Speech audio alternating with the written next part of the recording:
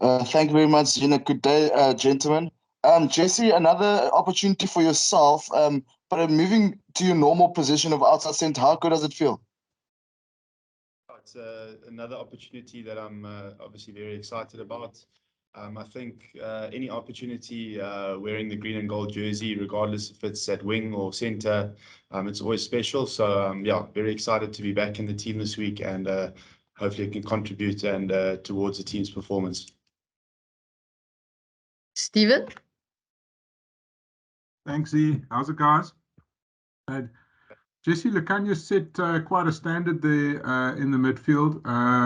Do you feel any more pressure given how well Nyakane has played? No, not at all. I think Nyakane has obviously set a great standard. Like you've said, he's been playing amazing rugby. I obviously know what role and responsibilities I have to do in my position and to contribute towards the team. So I'm looking forward to the challenge. Very excited and yeah, very looking forward to the game. Heinz? Morning, gents. Hope you're well. Jesse, you're reunited with a partner who you've had quite a fair amount of success with in the midfield. So just firstly, how chuffed are you to be back with your partner in crime, proverbially? And also, why do you think you two guys, complement each other so well in midfield? Very excited to be back in the midfield with Damien. I think regardless of who plays in the midfield, I think all the guys that cover the midfield role, I think play well together and get along very well together. So I think it's another good opportunity. Obviously, we all good friends off the field, so that obviously makes a big difference. But yeah, just it's always really special playing with guys like Damien, and I'm looking forward to the game on the weekend. Anybody have a question? Percy? Thank you so much, Zina. Great, gentlemen. Trevor, can I ask you, Trevor, I know you guys want to focus on obviously the task at hand this coming weekend. Can I just ask you this morning we got news that two of your players, your teammates, your leaders in the squad, Nyakane and Andre, will no longer be part of the squad. Is that a big setback for you guys as a squad as a whole and with the rest of the campaign going forward in the Rugby Championship?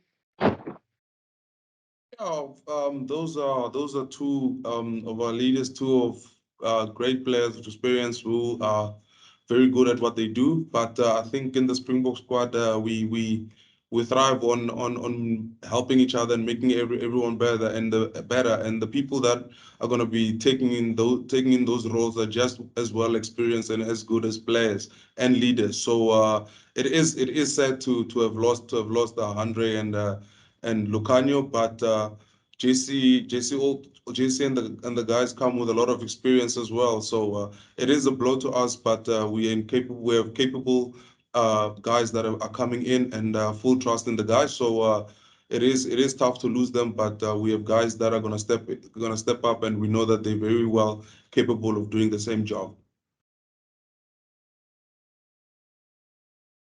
Nathan?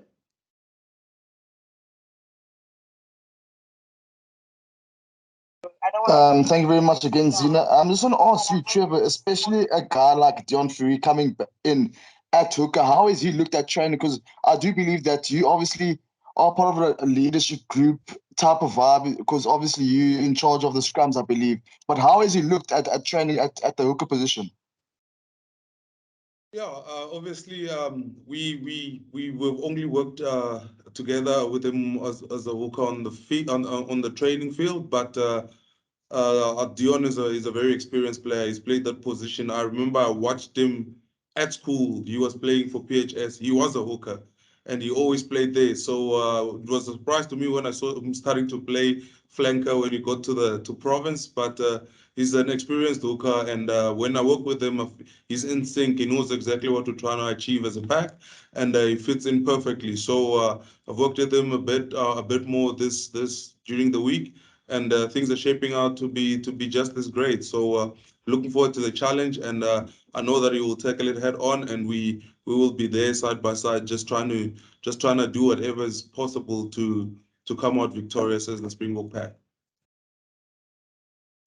Leighton? Jesse, just for you, it's an opportunity again, like you said earlier. Just how important is it for you guys on the back of a loss, not to be too eager to make an impact, and to do something that's gonna catch the coach's eye for the next 2 or 3 games that you guys will play? How important is it not to be too eager for that? Yeah. Well, in this team, it's never about the individual. It's always about the team and the team's plan. So I don't think that will be a problem. I think we've all got a common goal and a common plan, and we all want to achieve the same thing. So I think just keeping on task and doing what we want to do, and I think yeah, that will hopefully sort of everything out for that. Justin? Great, gents. Trevor, for you, Coach Jacques spoke yesterday about the point on the depth of the squad and, the East Rugby World Cup that you guys are working on in terms of giving players the opportunity and player partnership. For you personally, as part of that team, is it something that definitely encourages you as a player and makes you want to work hard with those team in order to share your knowledge with sort of the new crop of players coming into the setup?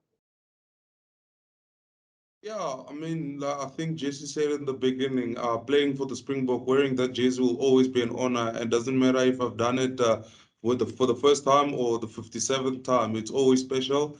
And we're working as a group trying to achieve a common goal. So yes, going to the World Cup obviously is sitting on one's mind at the back there. It's there. But you know that we, like the coaches say here, we are a process-driven team. So we're looking at the next step as to what's coming next, and we try and analyze that and go for that. But yeah, and in terms of sharing knowledge in the Springbok setup, I feel like that's exactly what we try to do when there's a new guy coming in, or there's maybe younger guys or whatever you want to call it, because like our coach always says, there's no seniors and juniors here. So we learn from each other, we teach each other, because at the end of the day, we all trying to leave the green and gold jersey in a better place once our time runs out. Stephen? Cheers, Z. I have a question for both, if that's okay, Z.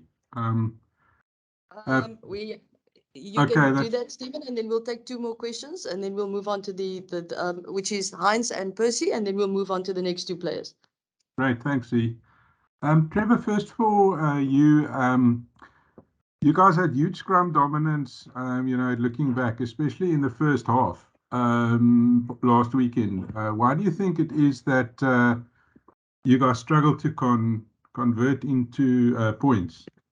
And then Jesse, for you, just the, looking back at this game as well, the word execution really comes to mind. I mean, how much was the focus on execution this week in training? Yeah, well, as it's rugby, things can go your way, things can sometimes not go your way, and I think as a group, and we have spoken, we thought that we created enough opportunities, and we just unfortunately couldn't capitalize on them. So of course, we weren't happy about the scoreboard and how things were, but we came back on Monday and we went through all our processes. Like I said, we're a process-driven team, not a outcome-based team. So we see what went wrong and we follow the processes, and it's easier to see what went wrong when you are a process-driven team. So we try and take it step by step.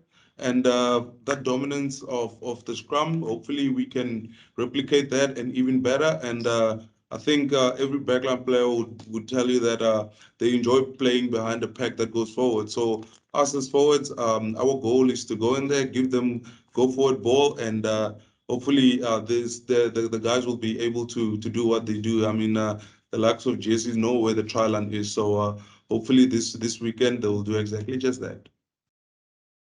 Yeah, and I think on the execution point, like Trevor said, we created a lot of opportunities in the past game, and obviously we've got high standards in the group when it comes to our execution and finishing off those opportunities. So it's something that we'll obviously want to take into the next game and execute better and use our opportunities that we created. And I think, yeah, that's a big focus point for us. So. Stephen?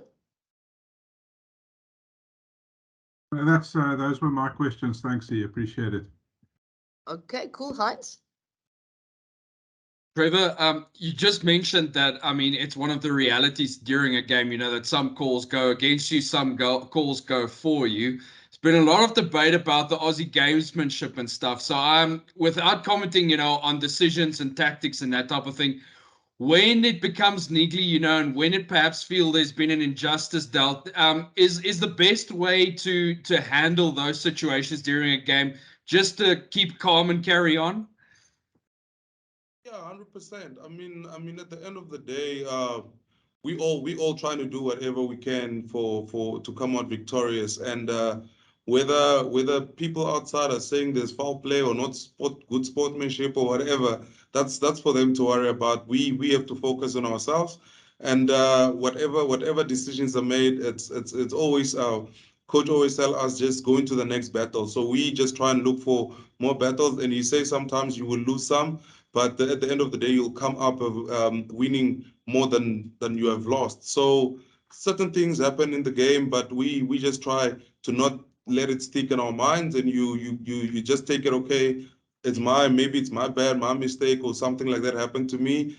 Put it behind our back, take ownership of it, and try to move on again. So we just try and get into the play as much as possible. So for us, yes, things do happen, but the best way to deal with it in the game, because sometimes you can't change anyone's mind. So you just put it behind your back onto the next battle and try to win that. Guys, we have time for one more question for them. So Percy, please, one only. Thank you so much, Zina. I would have wanted to ask this question of Afrikaans, but I'm going to ask Trevor in English rather. Trevor, can I ask you, usually at provincial level, we usually see players' talents. They are very free. They play their skills. They show their skills. Can I ask you at international level, at Springbok level, are players, and I could have asked this question to Jesse, but are players still given that license to show their skills still at Springbok level? And I'm specifically referring to a newcomer like Kanan Moody. I could have asked you that question.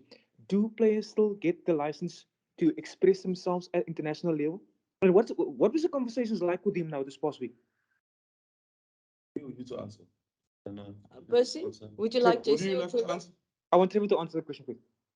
Okay. Myself. Oh, yeah. Obviously, it's international rugby, and as like you saying that in provincial rugby, you see players expressing themselves and doing certain things.